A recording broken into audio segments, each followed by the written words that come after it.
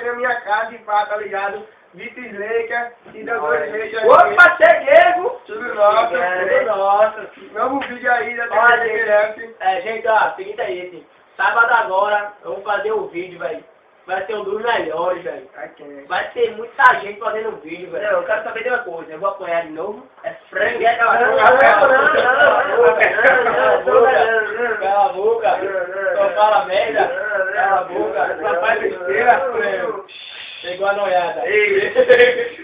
Aí, galera, você tá sabendo o novo documento. Cala a boca, deixa pro próximo vídeo. Próximo vídeo, No próximo vídeo vamos contar a história de Matheus. A história de Matheus na festa do Assis, hein? Próximo vídeo promete. Pegamos, flagramos ele num vídeo aqui.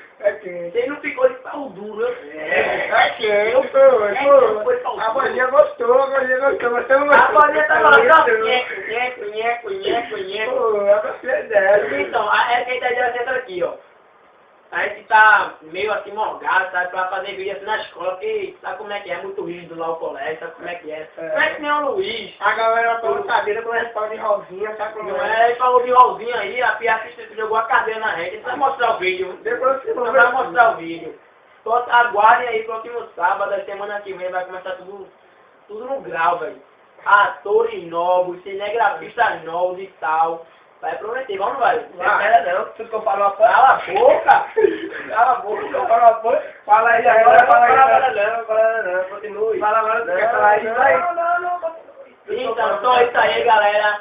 Pra colocar aqui e pra divulgar aqui uma coisa aqui. Pra quem não conhece, pra quem não me conhece, meu nome é Douglas Trans, sabe? Pra quem não me conhece também é Douglas Trans. Aqui, ó, Bertinho Thug. Tá ligado? E aqui, Vitor Slaker, velho. Nomes artísticos. Fala, eu tenho Foguinho. Meu nome dessa porra que eu esqueci agora, meu Deus. De nome não, dele é Xará. E o meu? O meu é Faísca. Tá ligado? Valeu, né, galera? Valeu. Valeu.